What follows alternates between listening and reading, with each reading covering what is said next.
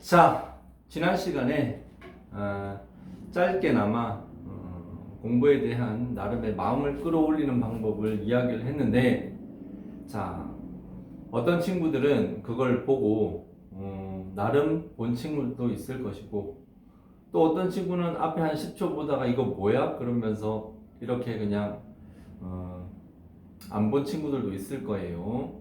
자, 그러나 여러분들 여러분들보다 선생님이 한 몇 살 더 산 것 같아요. 그래, 여러분들 보기에는 분명히 여러분들보다는 더 오래 살았죠. 자, 언뜻 봤을 때 여러분들이 아무것도 아닌 것 같아 보이는 그러한 것들이, 나이를 더 먹어본 어떤 삶의 경험이 더 많은 사람들의 어떤 이야기를 듣는 것은 굉장히 지혜로운 그러한 것일 수 있습니다. 달리 나이를 먹는 게 아니에요. 왜 선생님인데, 먼저 태어난 사람이 왜 경험과 그에 의한 지혜가 있기 때문입니다. 자, 나이 많은 어른들이 자식이 잘 되라고 기도를 하죠. 자, 그 기도, 어떻게 보면 그 기도를 왜 하나 싶은 사람도 있을 겁니다. 종교가 다를 수도 있는 거고, 그게 무슨 힘이 있을까? 그러나 여러분, 세상 일은요, 그렇게 간단하게 뭔가가 되는 게 아닙니다. 많은 어떤 눈에 보이는 노력도 중요하지만 눈에 보이지 않는 정성과 노력, 이러한 것들이 굉장히 큰 영향을 줍니다. 여러분들이 아직은 잘 모르는 그런 세계지만 결국은 좋은 결과가 나오고, 그 결과를 통해서 내가 뭔가를 얻고 성장하는 것에는 눈에 보이는 실질적인 노력과 함께 내가 마음을 단정하게 하고 거기에 매진하고 집중력을 발휘하는 그런 보이지 않는 그러한 부분도 분명히 있습니다. 그거를 무시하지 마세요. 여러분들 한번 믿고 그렇게 따라와야 합니다. 가벼운 마음과 그냥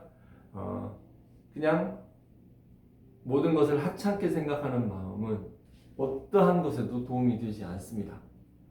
여러분들이 이제 어떤 도전을 하는 입장에서 그런 부분들을 잘 정리하고 시작했으면 하는 바람으로 한 이야기니까, 아직 안 들은 놈들은 다시 잘 듣고 정신 바짝 차리고 그렇게 이번 주말을 보내고 다음 주부터 공부를 시작하세요. 알겠어? 자, 잔소리가 길었는데, 자, 오늘은 목표를 세우는 방법에 대해서 이야기를 해보겠습니다. 자, 목표와 계획을 세우는 기말고사 2020년 1학기 기말고사 플랜을 짜는 부분을 한번 보도록 하겠습니다. 자, 일단은 여기 여러분들이 볼 수 있는 이런 표가 있어요. 자, 이 표가 있는데, 자, 이 표는 따로 나눠줄 겁니다. 나눠주는데, 자, 여기에 보면 맨 상단에 뭐가 있는가 하면은 과목별 목표가 있습니다. 자, 과목별 목표는 이런 거예요. 자, 우리 학원은 영어 학원입니다. 근데 영어 학원에서 영어 점수만 신경 쓰면 되지 무슨 전체 과목을 다 이렇게 쓰라고 하십니까? 자, 그런데요, 영어를 100점 맞았어.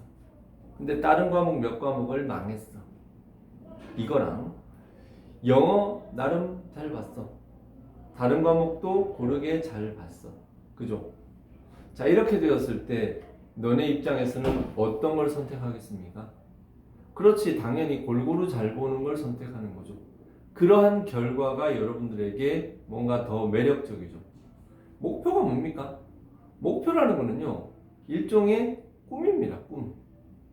자, 내가 어떤 꿈을 꾼다 그래서 그 꿈이 반드시 이루어지진 않아요. 그러나 그 꿈을 내가 가지고 있음으로써 나 자신의 마음이 굉장히 뛰기 시작하고, 내가 노력을 하면 그걸 달성했을 때의 그 기쁨, 그러한 나름의 좋은 의미의 어떤 그런 환상 속에서 내가 힘써 노력할 수 있도록 만드는 것, 그게 바로 목표입니다. 꿈이라는 것은 아주 장기적인 목표를 꿈이라고 할 수 있는 것이고, 목표라 그러는 것은 보다 구체적이고 실천 가능할 수 있게 이렇게 조정된 것이, 그것이 바로 목표라는 거죠. 즉, 뭔가 수치화되고 계량화된 것. 그 꿈이 수치화되고 계량화된 꿈이 바로 목표인 것입니다. 자, 그러면 그 목표를 세우는데, 자, 목표에는 장기 목표와 중기 목표와 단기 목표라는 것이 있습니다. 우리가 지금 세워야 할 것은 바로 한 달 반가량에 걸친 이 플랜에 대한 단기 목표를 세운다고 보면 되겠습니다. 긴 목표 이야기는 나중에 해드릴게요. 자, 어쨌든 그런 상황에서 자, 선생님이 지금 여기에 이런 플래닝 시트, 계획표를 하나 이렇게 줄 거예요. 자, 이 양식 이걸 이렇게 보면 제일 위에 자, 과목별 목표를 적는 란이 있습니다. 과목별 목표는 일단은 내가 볼 모든 시험에 대한 시험 과목을 적고 그리고 그 아래에 내가 생각하는 목표를 쓰면 되는데, 자, 목표를 설정할 때 유념해야 할 것. 첫째, 그 목표가 나에게 뭔가 끌리는 매력이 있어야 돼. 그 목표가 나한테 매력적이지 못하면 이 목표는 목표로서의 기능을 하지 않습니다. 뭐든지 내가 하고 싶은 마음이 생기게 만들어주는 게 있을 때 사람이 움직이죠. 자, 여러분들 앞에 좋은 점수가 눈에 아른거리고 그 좋은 점수를 맞았을 때 기쁨이 아른거린다면, 그렇다면 여러분들은 기꺼이 행동을 하는 그런 어떤 결과를 낳겠죠. 목표의 기능은 바로 그겁니다. 매력도, 매혹. 바로 그렇게 자기가 봤을 때 이 정도의 점수를 받으면 참 좋겠다라고 생각을 하세요. 그리고 그것을 거기에 적길 바랍니다. 두 번째, 목표는 나름의, 하지만 허황된 목표는 또 나에게 뭔가를 뺏어갑니다. 쉽게 주저하게 만들죠. 그러면 어떻게 해야 되느냐? 목표는 나름의 또 실현 가능성이 또 있어야 합니다. 그렇다고 해서 그러면 이 매력도와 이 실현 가능성은 사실 뭔가 상충되는 그러한 것이 되지 않습니까? 그렇지. 매력이 높으면 실현 가능성이 그만큼 어려운 거고, 매력이 낮으면 또 그만큼 실현 가능성이 높아지는 거. 그런 거죠. 그 사이에서 적절하게 잡는 건데, 자, 기준을 두겠습니다. 기본적으로 지난 시험 성적이 있는 친구들은 그 시험 성적에 플러스 10점을 잡으면 좋습니다. 예를 들어 저번 시험에 한 80점을 맞았던 친구라면 이번에 90점 정도 아니면 95점 정도를 잡는 것이 좋습니다. 왜? 이전에 내가 어떤 식으로 공부했는지 본인은 알아요.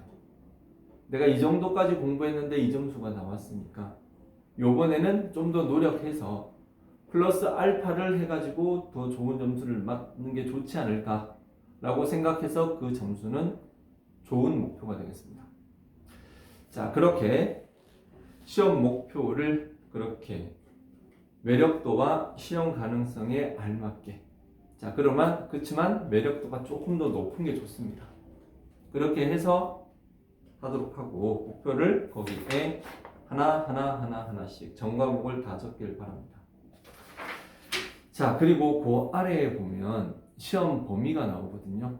자, 시험 범위라는 것은 내신 내 특징입니다. 수능 시험이나 토셀이나 탭스 같은 인증 시험에는 시험 범위라는 게 존재하지 않습니다. 그러나 중간고사, 기말고사는 어떤 형태에서건 범위가 나옵니다.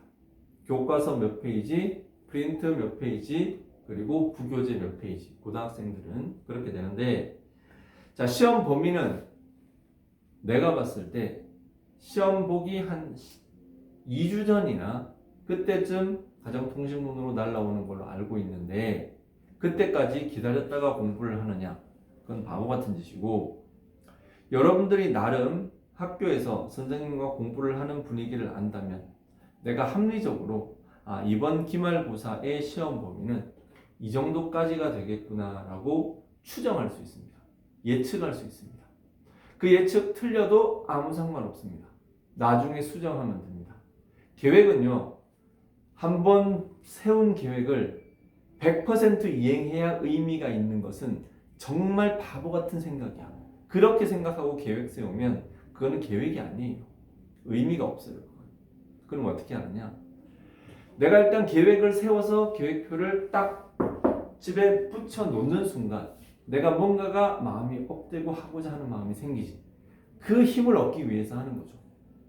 자, 그렇기 때문에 계획은 100% 계획 중에 내가 10%만 이행을 하더라도 그 계획은 너무나 잘 지킨 계획이라고 보면 되겠습니다. 나름 처음에는 좀 지켰는데 그 뒤에 흐지부지 되죠. 누구나 그렇습니다. 누구나 그래요. 아무리 공부를 잘하든 못하든 그거는 사람이면 마찬가지입니다. 그런 어떤 상태가 되었을 때 현명한 사람은 그런 자신을 인정하고 다시 계획을 세워서 새롭게 시작하는 그러한 것에 익숙한 사람입니다. 거기에서 주저앉아갖고 거 봐, 내가 계획 세워야 내가 지키겠어? 안 지키지? 자, 이런 식으로 먹고 들어가면 그러면은 그 계획은 큰 의미가 없어요. 자, 그래서 계획을 세우되 계획은 갱신할 수 있고 언제나 다시 태어날 수 있다는 생각을 마음속에 하길 바랍니다. 자, 그렇게 해서 시험 범위를 이렇게 적고 그 다음으로 할 일은 여기에 있는 자 달력이 보이죠. 달력. 자, 달력이라는 것은 일종의 일정입니다. 스케줄이죠. 자, 이 스케줄이라는 것이 무엇이냐? 너네가 가지고 있는 총알입니다. 너네가 가용할 수 있는 시간의 양입니다. 자, 시험 범위는 일종의 나의 숙제예요. 그리고 달력은 내가 쓸 수 있는 시간이라는 자원입니다. 계획은 내가 가지고 있는 그 짐, 그 공부량, 공부 과제를 적절한 비중으로 스케줄에 알맞게 분배하는 작업이라고 생각을 하면 되겠습니다. 당연한 거지만 그렇지만 계획을 세울 때 첫째는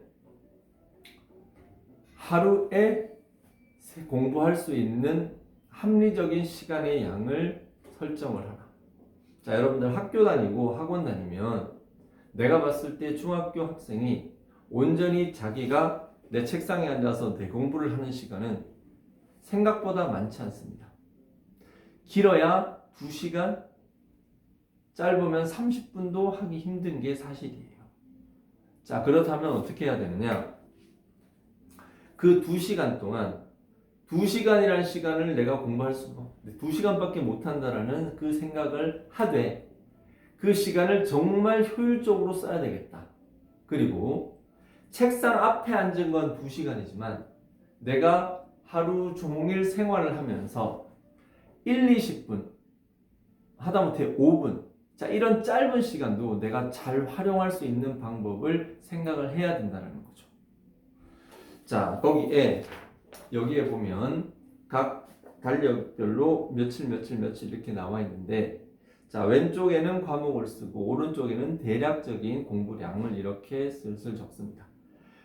자, 계획 그 진도 범위를 분배하기 힘들다면 일단 과목부터 먼저라도 한번 써보세요.